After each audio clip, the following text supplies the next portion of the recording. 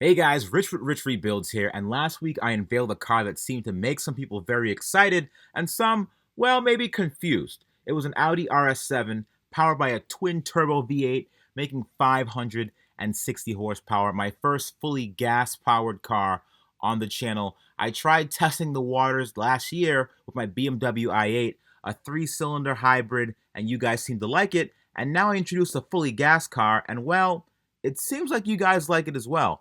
I know it makes some people mad, but in case you missed it when I said this in the last 9 episodes, I enjoy both gas and electric. As I said before, I have a few more electric car builds up my sleeve, so there's something for everyone. If you want to see more Tesla builds, go to youtube.com and type in Tesla rebuilds. And oh, would you look at that? So really quick, let's get to the history of the car. A chicken farmer in Florida purchased the car from a website I get all my auction cars from. I have a stable of IA cars, the Tesla, the i8, the RS7, and even the Zero motorcycles that made my Cyber Quad and my Rat Rod. So I'm always on there looking for the next best thing.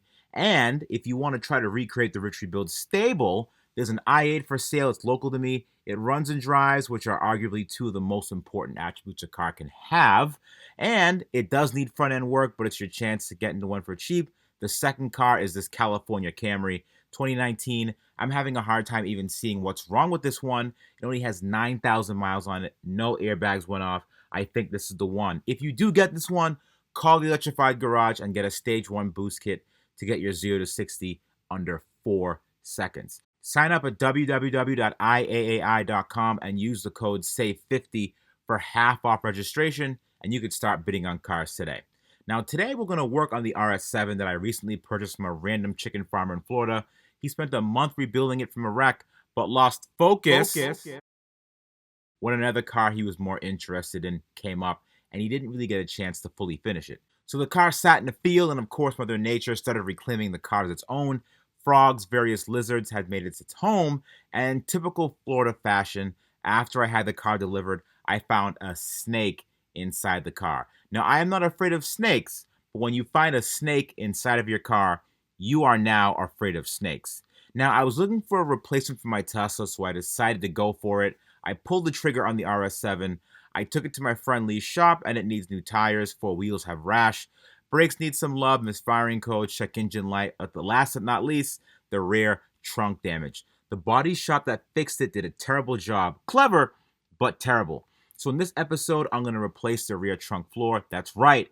I have never done body work before, but you know I hate paying for things I could do myself. Now let's do some research as to what parts I'm going to need. If you go on Audi's parts website, there are 3 main pieces to the rear of the car. You have the trunk floor, the rear body panel, and the rear body panel support bar. I'm going to end up ordering all 3 parts just in case while I start tearing down the car. And it's funny because I have to pause here for a second because I literally go online, check the part that I want, type in the VIN, and I get all the parts in about a week. Remember how it used to be, right? I try to order parts to fix a car, get denied, then that's screamed at by the Tesla fanboys saying that I have no right to be fixing the cars anyway, and they should just sit in the yard and decay so they can be one with the earth from which they came. So forgive me, I'm just not used to this treatment, and yes, I still order parts from Tesla in incognito mode so they don't know it's coming from me. But if you know how it works, you'll know that it does nothing. You got to cover your bases with NordVPN. Securing your internet connection allows you to access region-restricted websites, meaning you can unlock Netflix and any other entertainment websites anywhere in the world, literally including places that don't ban my videos because I happen to like gas and electric cars simultaneously. There's unlimited bandwidth, no data logging, double data encryption. All this means that you can shield your interesting browsing activity from prying eyes. NordVPN has super fast servers, over 5,000 servers in 59 countries, and 24/7 customer support. Sign up with my referral link below for an awesome discount. Thank you, NordVPN, for covering me on whatever things I happen to do with my computer after hours. Let's go to fixing this trunk, shall we? Okay, boys and girls, this is the day I've been dreading for a very long time. Today is the day the RS7 goes under the knife. Now, I have no formal painting or body experience whatsoever, and it shows in pretty much all of my videos. But today is the day I'm going to attempt to actually fix this undercarriage damage on the RS7. Now, the previous body shop, what they did was they just kind of pulled a few things out, and it doesn't look terrible underneath here. But as you saw on the top side, it just does not look good when it comes to resale value. I want to at least make sure that the car looks right. This needs to be replaced, this paint under here, and it doesn't seem too bad. You could see some of the damage right here, and obviously we're gonna see a little bit more as we take off this rear bumper, but you can see there's a crack right there that's not really ideal.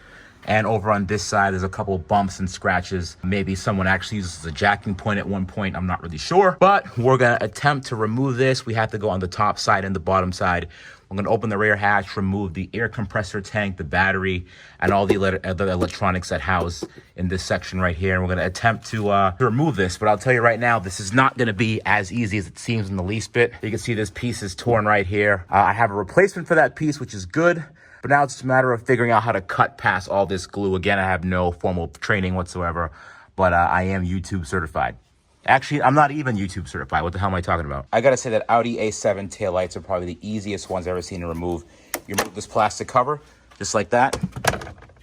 It's 2 bolts. Make sure you lose one. And do your best to keep the second one. And all there is in here is there's a simple alignment tab that keeps things in check, and you pop it right out. There you go, that was super simple. Surprised it was that easy. There's gotta be some catch, but it's pretty easy. All right, so we're making more progress. The RS7 bumper is relatively easy to get off. There's 3 screws in there, 3 screws on the opposite side. You have to pull up on these tabs on each side, which are actually kind of interesting.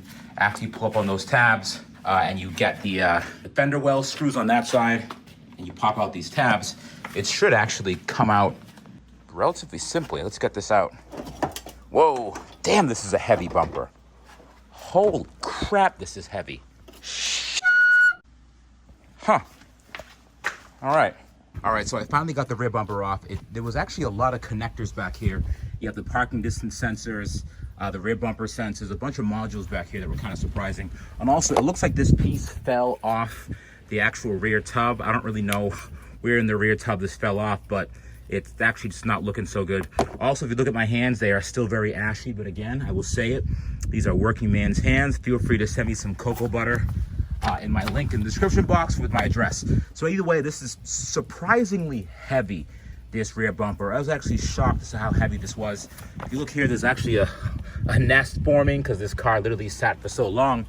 But moving on to the back of the car, you'll see a lot of the issues right here. This giant hole, which is less than savory. It's not a good look. It looks like that's actually old Bondo that the body shop put on this piece right here.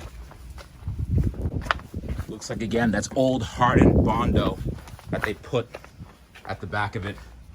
I think this piece was about like right here or so. But yeah, this looks not very good looking. I kind of want to fix that up a little bit. Again, if you look at the rear tub again, you can see the giant indentation as to where it got smacked, and that's really less than ideal. So I'm actually gonna take off this rear crash bar, and I'm gonna start getting to work with taking out this rear bumper piece. All right, so I got the 3 bolts out on each side, 1, 2, and the third one here. But there's one on the inside that's right there, and then another one on the inside behind this subwoofer. As I'm taking this apart, you get a better idea for how bad this damage is. You could actually see the light coming through a lot of the wrecked trim. And actually under this air tank, you could actually see straight through the ground. So I definitely want to get rid of this and make this look a lot more presentable in a sense. But I'm almost there. All I have to do is just take out the subwoofer, take out the bolt on both sides, and this rear crash bar is coming out. Now looking at this looks like it's double walled. So there's an interior portion and an exterior portion. I really didn't account for that. But the 2 pieces that I have is I have the rear tub and I also have the back body panel. Now this back body panel goes on the inside and the exterior panel is a different panel, but this is actually all right. This is in really good shape. It doesn't look like there's any sustained damage on the back of this. What I have to do now is I have to attempt to remove this seam sealer, this body sealer that's right here that kind of keeps these 2 panels stuck together, and I'm sure that's actually welded in the back. So what I have to do is I have to get something to heat this up and make it a little bit more, I guess you could say, manageable. And once I do that, I'm actually gonna take the wheel and grind a lot of this off. So first thing I'm gonna do, I'm gonna use my new favorite tool, the blowtorch. I'm gonna heat this up. And this is surprisingly flammable. That it smells terrible. So I'm gonna to make sure I have a fire extinguisher handy, which I don't. See? That's pretty flammable. So what I'm gonna do now, I'm just gonna get my crap. What I'm gonna do now, I'm gonna be that awful guy that uses the only tools that he has available. I'm gonna use the wheel to get off the excess gunk, and the next thing I'm gonna use is this old and rusty wood chisel to get the remainder of it off.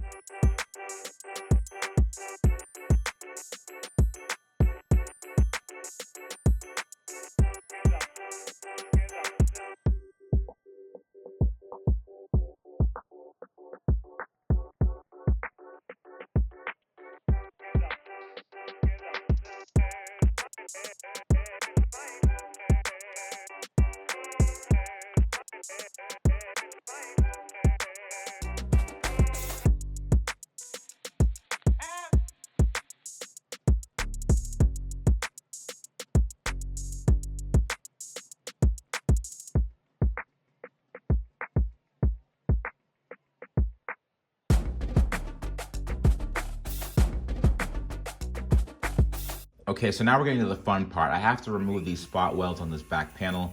Unfortunately, I don't have a spot weld drill bit, so I have to make my own. After I make this, I'm gonna combine this with a rusty wood chisel to remove this back panel.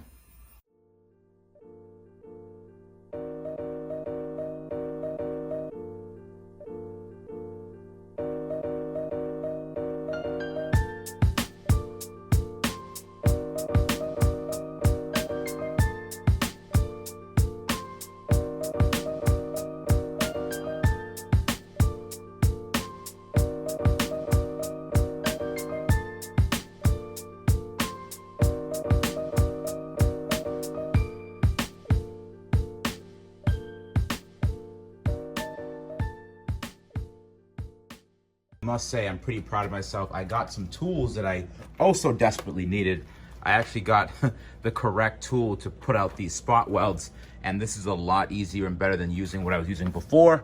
That's the new tool, and this was the old one. As you can see, that didn't last very long. I don't know what the hell I was thinking there. So I got some of the right stuff to actually really get into these crevices and pop out those welds. Also, I got some tools when it comes to metal shaping. So I'm gonna start using these now to get these pinch welds nice and flat when I'm putting things back together. As you can see, I already started on this side, just a little bit experimenting with that hammer. And on this side is the untouched side. You can see it's still kind of warped and messed up. Also, I'm kind of killing it today. I got the spot welder. What the hell? Hold on. Sorry about that. I got the spot weld removal tool. This is gonna make my life much, much easier. I'm just gonna drill out these spot welds like you're supposed to. And after that, I'm gonna use that tool to kind of pop out these body panels. All right, so moving on to the next step, I moved the air tank out of the way, and look what we have to deal with here. Look at that, huh? Gosh, man. I gotta say, I'm not really, this is just, wow. It's like this back piece got blown off and they try to weld the whole thing back together, and they didn't do that great of a job. And this is why I'm glad I'm just kind of getting rid of this. There's a lot of rust and build up and metal fillings in here. It's just a complete nightmare. So replacing this is gonna make me a lot happier.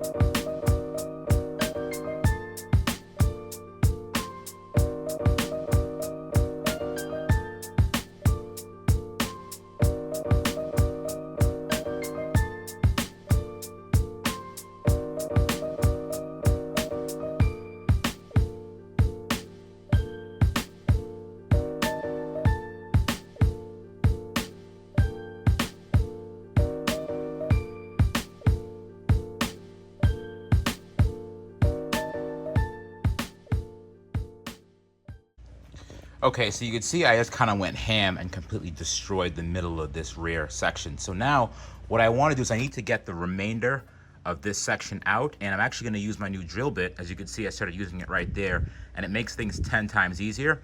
I have to use a new tool that breaks the spot welds, but this thing, I mean, it's already working. Just by putting some force on that, it's already trying to pop itself out. So So this thing works much better than this other crap that I was using for sure, but I knew that already. All I have to do now is I have to drill this out, tap this through, and kind of work my way around on the inside. And also I have to watch out for the hidden spot welds that you can't really see that well. There's one here, here. I think there's one up here. They actually hide them pretty well. And there's a couple more down here that I don't really see too well as well on the other side. So I have to drill those out, and once I do that, I can start taking out the rest of this rear panel.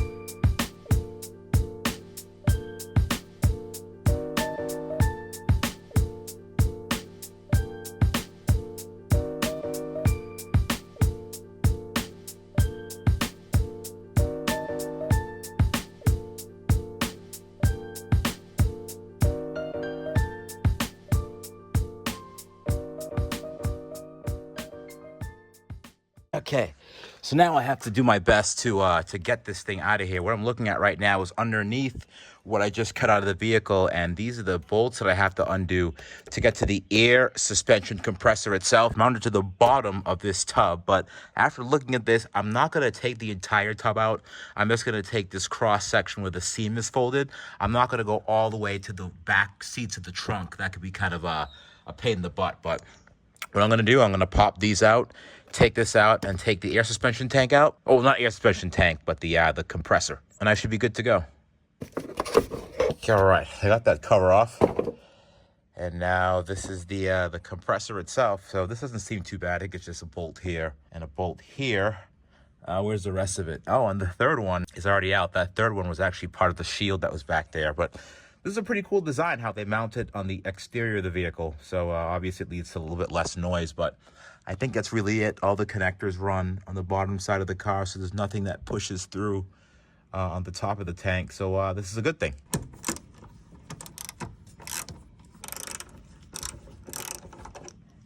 Okay, now I got the rest of the trunk out. It's fully cleaned out now. I'm gonna do a little bit more grinding to get some of the adhesive off. But the biggest thing now that I have to do is I have to actually separate these two panels. If you look, this is actually two, maybe even three panels at this point. There's a panel at the bottom, there's an inner panel, and there's a back panel. You can see where the seams are that sits on top of that. Now that back panel you see over there is also this piece right here. So this actually goes in a lot further than I originally thought. So what I'm gonna do, I'm actually gonna separate these two. So I'm gonna separate it at the seam right here, and I'm just gonna drop the tub right in. And that allows me to get more room as opposed to having to take apart almost the entire back of the car, because in order to get that rest of the panel in, this has to come out, this has to come out, this back piece has to come out, and I have to do even more trimming and cutting to separate the panels back here. So what I really wanna do is I just wanna kind of drop it in this rear tub right here to make it a lot easier to do. So I'm gonna start separating those two panels.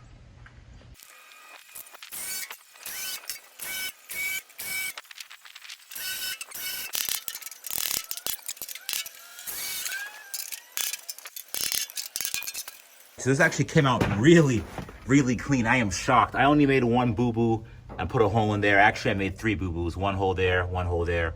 But the rest look pretty good. Those are just the pilot holes to get those the spot welds out. But this actually looks pretty good. What I'm gonna do now is I'm gonna clean up the rest of this, the side areas, and I'm actually gonna mount this rear part into here. And I have to do some more disassembly. I actually have to remove these, I almost said high voltage, that's electric cars, not this. I gotta remove those 12 volt wires, and I also have to remove that grommet to be able to get that inside of that hole right there. But this is actually making really, really good progress. I'm pumped about this.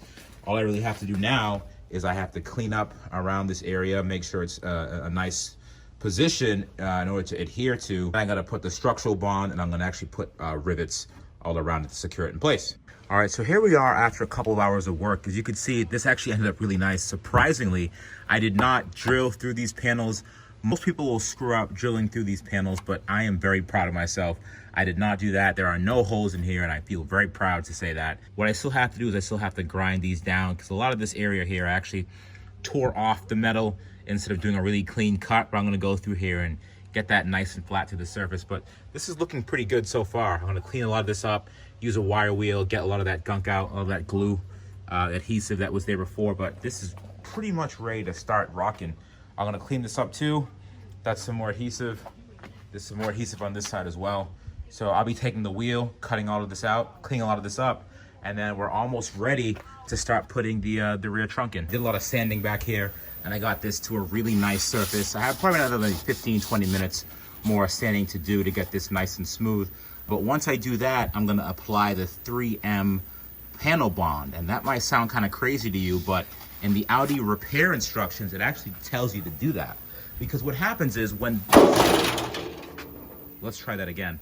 What happens is when these cars are made, a lot of this paneling isn't in here, so the spot welding gun could get around it.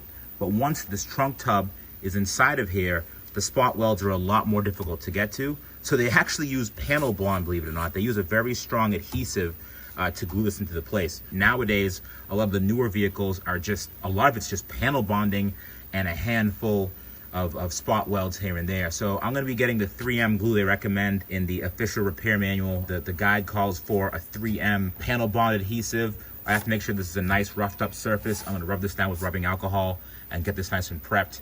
And then I'm actually gonna mate the two surfaces together. And what'll happen is, it takes about 24 hours to bond. Because there's downward pressure and this kind of lays into the same basin as right here, it actually creates excess pressure and weight on it, and it allows it to cure a little bit faster when there's pressure on it and a little bit of heat because it's outside. So this is gonna be a very interesting experience. I've never actually panel bonded before, but I'm feeling a little bit nervous about it. I might just add a rivet around the 4 corners on each side just in case anything happens. But this is the major piece I'll be putting back in, so we're gonna see how that's done.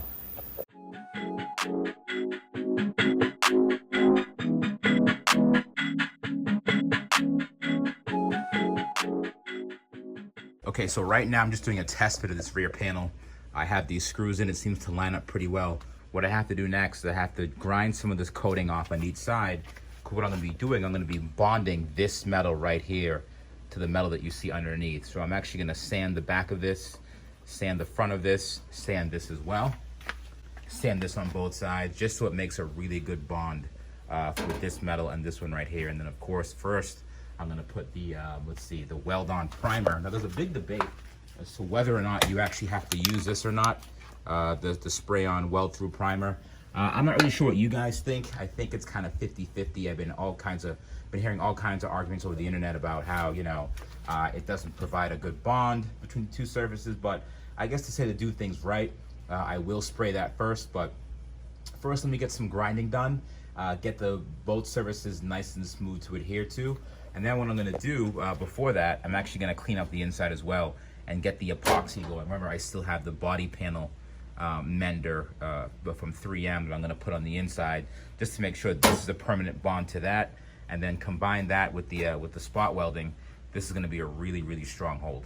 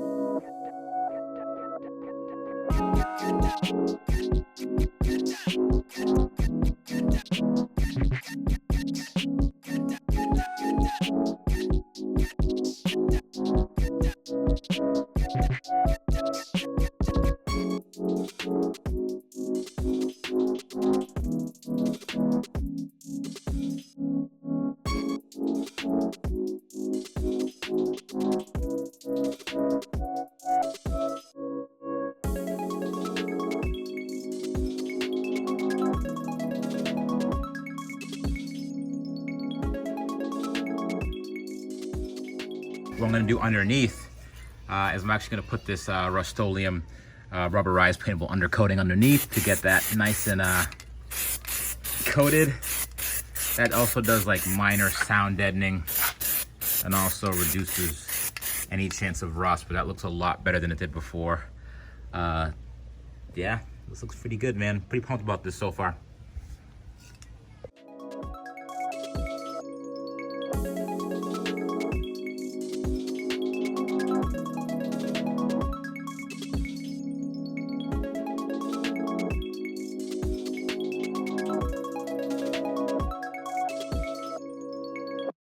This is the finished repair, and this is nice and dry. It's well sealed. I actually poured a few cups of water on here to make sure nothing was going to drip below this surface, but everything's here. The panel bond is in here. I actually double-sided as well and put some rivets in there too.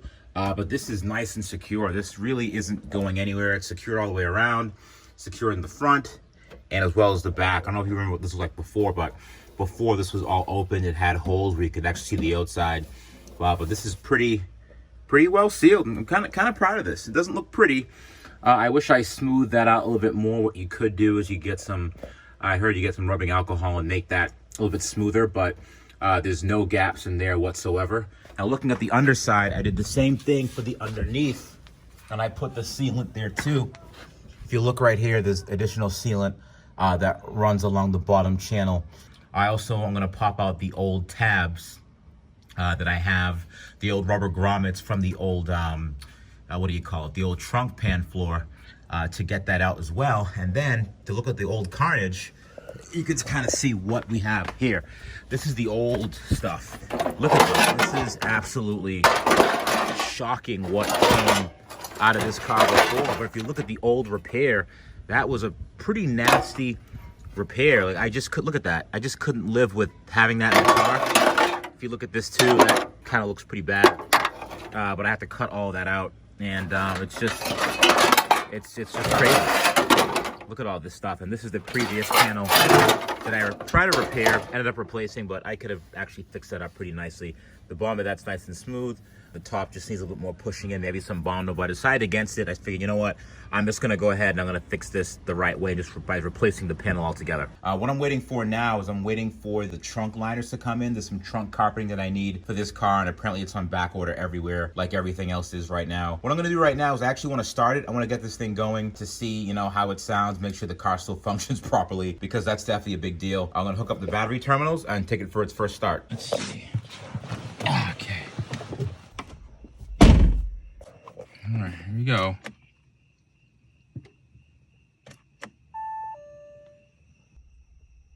Key not recognized, okay. Now we're talking. All right. Passenger bag off. Let's do it. Service due. Key not recognized. Key.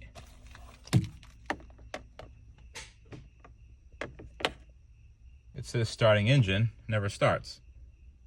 One more time. Okay. So I'm not really sure what's going on here. After spending a couple hours in the car, checking all the fuses, I couldn't find anything wrong with it.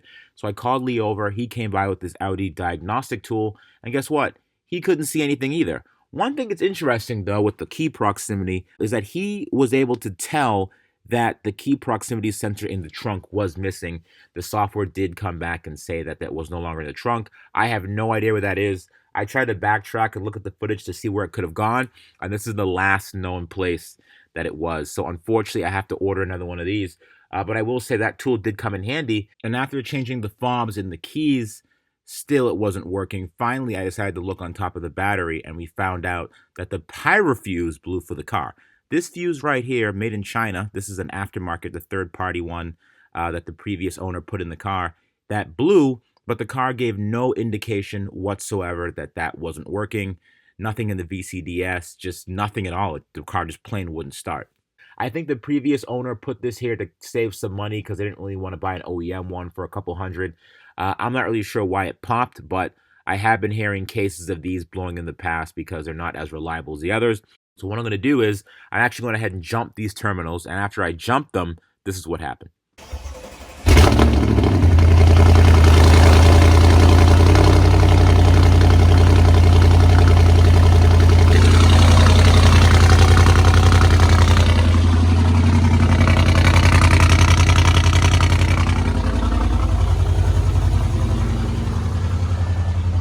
That's loud.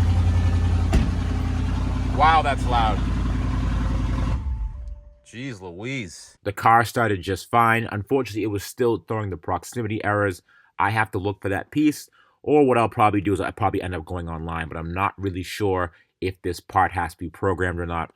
Either way, the car's running like a dream. The next few episodes are going to be based on performance and maintenance of this vehicle. So we're going to change the brakes. We're going to get some performance upgrades. We're going to make this thing really rip and clean it up and make it the car that it was supposed to be. I will see you guys this week with the Patreon bonus story on Wednesday, and I'll see you guys very soon with an update on the Cyberquad. Let me know what you guys think about this repair in the description box below. A, B, or C. I know I made some mistakes here and there. I got a lot of primer everywhere, and the actual sealant doesn't look as OEM as it could. I could have smoothed that out a little bit more. But let me know what you think about the repair itself. Did I do this justice? Is it even better than it was before? Let me know in the comment section below, and I will see you guys next week.